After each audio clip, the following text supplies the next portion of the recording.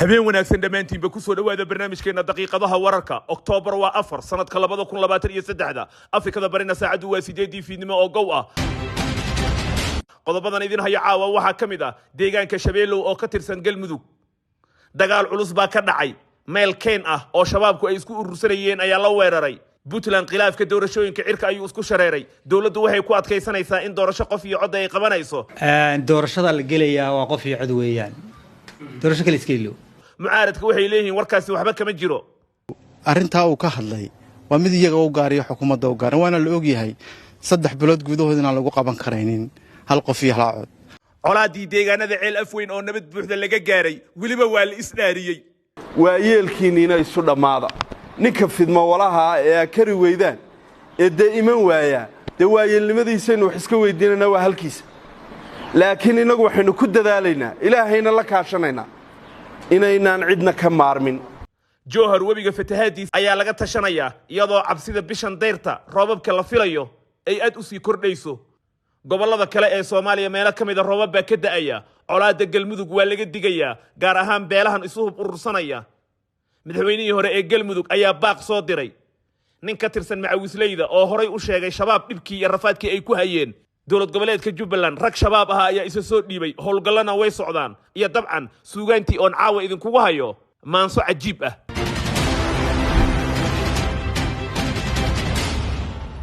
aan ku bilaabay deegaanka Shabeelow oo ka tirsan gobolka Mudug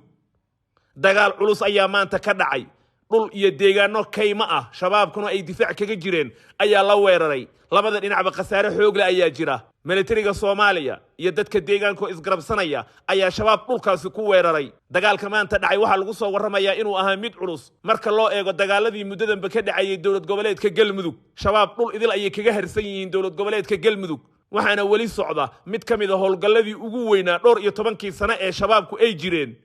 dawladda iyo dadka deegaanka ayaana culays saaraya in Galmudug laga faaruqiyo gabi ahaanba dhaqdhaqaaqa dagaalamayaasha al-shabaab طبعا ciidamada isku dhafka ah ee huwanta ee dawladdu hogaaminayso ayaa maanta saaka halka ku qaaday weerar runtii qorshaysan waqti dheerna qorshihiisa la waday kaasoo dhowr jiho laga weeraray meel god ah oo ay runtii waqti ku dhumaalaysanayeen dhufays adagna oo ahaa halkaas ay ka difaaci jireen magaalada caad oo ayaga istiraatiiji u ah kana tirsan gobolka Mudug kadib dagaal culus halka ka dhacay oo ay ku mitideen waxa Ilaahay suurta geliyay in laga qabsado halkaas ciidamaduna ay si sahal halkaas ku qabsadaan waxaan rajaynaynaa in hore looga sii gudbo oo maalmaha soo socda la gaaro milaqo dabagalo ilaa maardumayay jawle marka waxaan isleenahay waa dadaalkii lagu jiray ayaa mira dhalay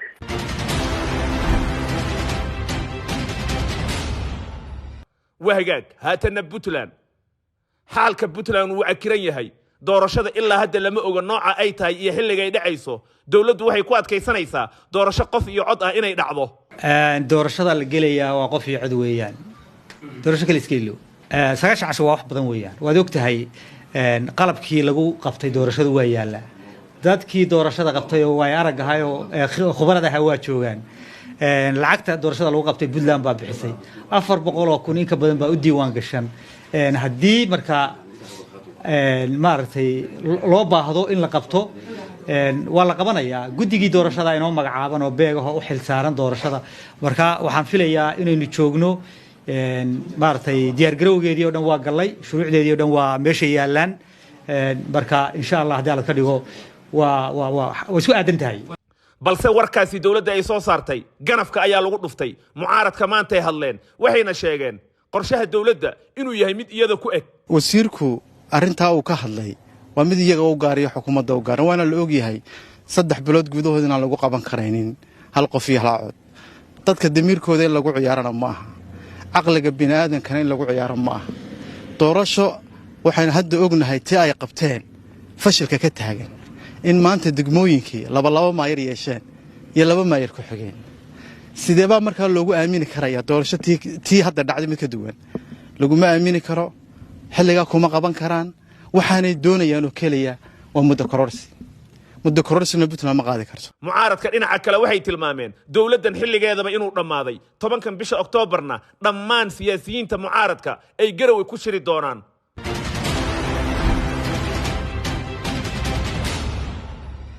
wahagaag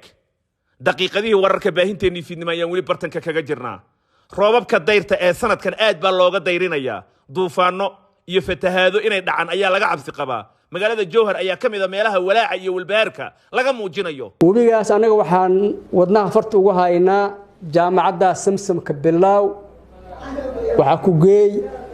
kiliga ka lunta Jowhar meesha ugu daran waa intaas ka Bilaaw jaamacadda Samsam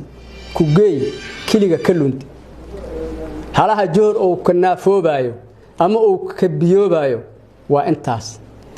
intaasna waa in yar oo lagu filayahay deeg lag baabra iska rogayaa la geeyo oo carro lagu shubo oo loora la geeyo oo subax kasta la kormeero magaalada waa badbaadaysa col waakan waxa la qalabka matubno waxay u baahan tahay in waxaan ka hortag la sameeyo webiga anaga duura deganahay waxa deganahay badda cas xareed roobka da'ay oo macnaha deerta ama guga ayaa inta magaalada biyowdo marka waxaan rabnaa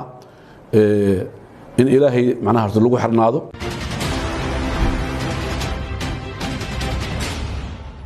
wahgaag aan dib ugu noqdo gobolka Mudug colaad ayaa halkaasi ka taagan laba reerood oo laba maalmood ka hor aad isu laayay ayaa hadda isu urursanaya cabsi ayaana jirta in mar kale la isku noqdo Axmed Ducaale Geelaxaaf waa madaxweynihii hore ee Galmudug colaadana si gaar ah ayay u taabanaysaa oo deegaan ahaan halkaas ayuu ka soo jeedaa fariintan ayuu xaaf dirayaa horta intii dhimanta Allah u naxariisto inta nool ilaahay ha caafiyo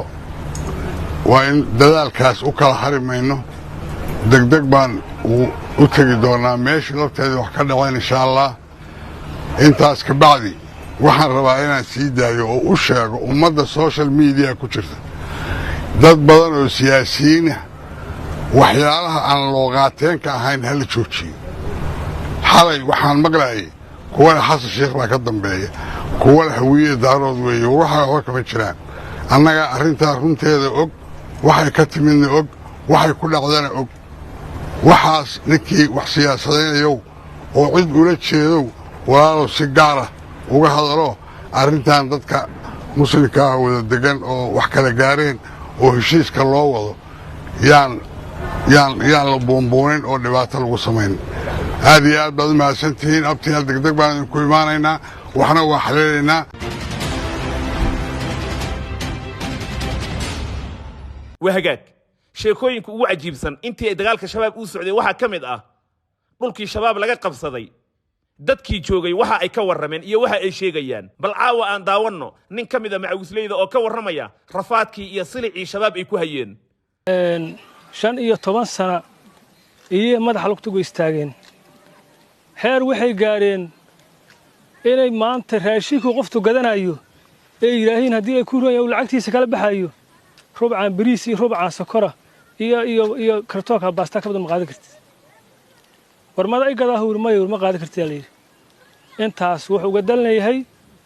inuu buluburta gootuumiyo dadka muslimiina oo dhuuntooda jaro heer waxay gaareen ninku baabuurku soo gato yaad kala tashata leeyahay waad maqlaysiin heer waxa ku soo xigtay gabartii dhiibku yiri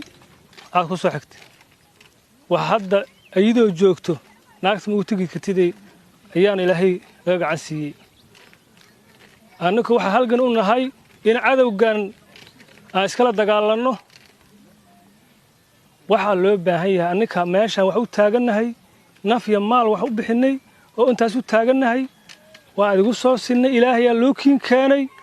cadowgaas annukaan hayno caga ku soconno cudud ku dagaalno qoryo ku dagaalno in haddii caloosha haddii qoragaa loo buuxidin badar la siiya taadi malihin annukaa diyaar u ah haddii ilaahay ku reehay webiga iska dhaafa ilaa feerfeer ilaa buqdib annukaa uga daba tegayno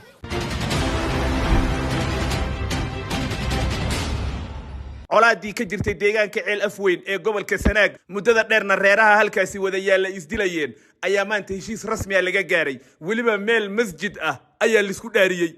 ciidamada qaranka ee Soomaaliland ee halkan jooga waxaan leenahay meel la wada joogo iyo meel la kala joogaba ammaankooga waxa sugaya ciidanka qaranka waa yeel ninka la yiraahdaa de waxa loo baahan yahay inuu dadkiisa weel u talo u baahan yahay inuu waayeelayaabo u baahan yahay waxaanu idinku wargelinaynaa idin raacinaynaa ka maamul ahaan waliyudamka dadkii meesha ku dhintay hadday dagaal dambe tahay hadday mid hore tahay wixii meesha ku dhintay waliyudamkoodiina hal la helo waa talabaade waa yeelkiina isu dhamaada ninka fidmo walaha ee kari weydaan ee iman waaya de waayeelnimadiisaynu wax iska weydiinanaa waa halkiisa laakiin inagu waxaynu ku dadaalaynaa ilaahayna la kaashanaynaa inaynaan cidna ka maarmin ninna xaajadana kama maaranto saqiir iyo kabiir meel baynu uga soo wada jeesanaynaa labadaa qodob baan doonayaa inaan anigu bayaamiyo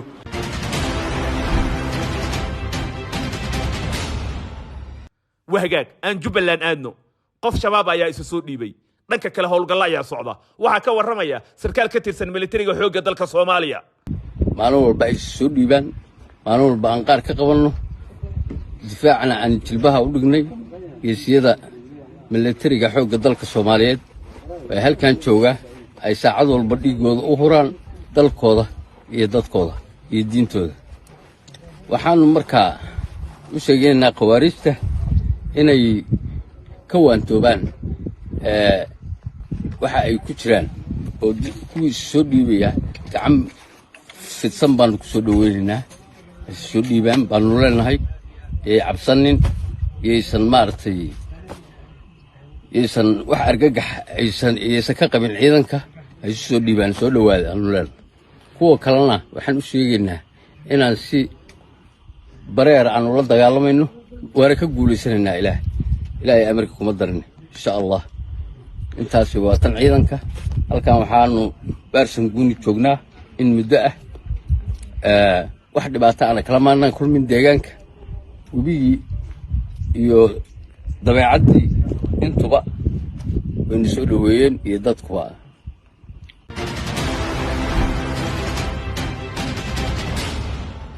haatanna waxaad ku soo dhawaataan xubinteennii suugaanta oo caawa xiisad gooni ah leh ila daawada waayadan babeedkiisa gabay waa iska baalmaray baada kama astayn dhowr sano iyo biliya dheeraade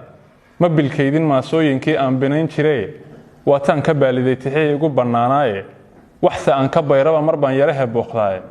booli iguma soo gelin aniga beecna ma ahayn badankayga ee baadhigo waa burhaankaniye mar haddaan bayimo ama barraxo ama sabandheeyo ama baahiyo soo bandhiga baaxadna u yeelo oon sida bariisiya gudguda baacya ka aruursho bisayl wuu dhageystaa dadkii baahida u qabeeyey ma bakhiila mana baajiyo waan burqanayaaye bal dhegaysta maantana mid baan soo bandhigayaaye dhibaatooyinkii baahay iyo cudurradii beermay bulshadana ku fiday ee naflaha boqonna goynayay burcaddii sharciga baalmartiya barakadii diinta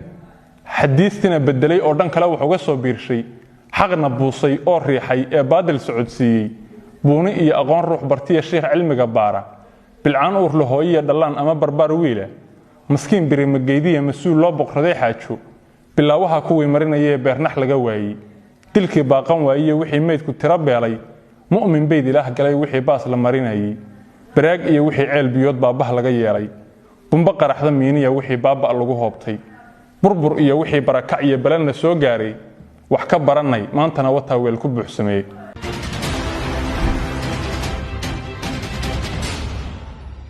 daqiiqadihii wararka caawa intaas haynoo joogo waad ku mahadsantihiin daawashadiina tan iyo kulan dambe nabadgelyo faa'iidooyinka adeega ibs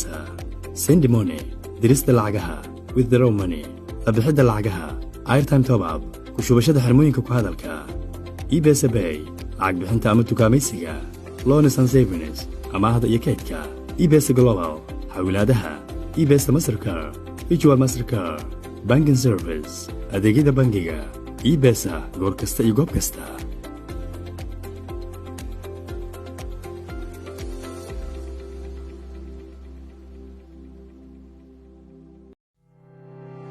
macmi weli hore ma maqashay applicationka Banana Pay haddii aadan hore u maqal Banana Pay waa mobile money application kuu sahlaya inaad si fudud lacag uga dirtid adigoo isticmaalaya taleefankaaga gacanta oo ma baahnid inaad xafiis booqatid waxaana inoo keentay shirkadda Tawakkal Express oo muddo ku siman 30 sano ka shaqeynayay nidaamka xawilaadda lacagaha haddaba halkee ayuu ka shaqeeyaa Banana Pay waxa uu ka shaqeeyaa dalka Mareykanka waxaana lacagta uga diri kartaa adduunka oo dhan Soomaaliya iyo Kenya waxaad lacagta ku diri kartaa adeegyada mobilka gacanta sida Sad, Sahal, EFC Plus iyo M-Pesa Kenya waxaad sidoo kale ku diri kartaa adeega T+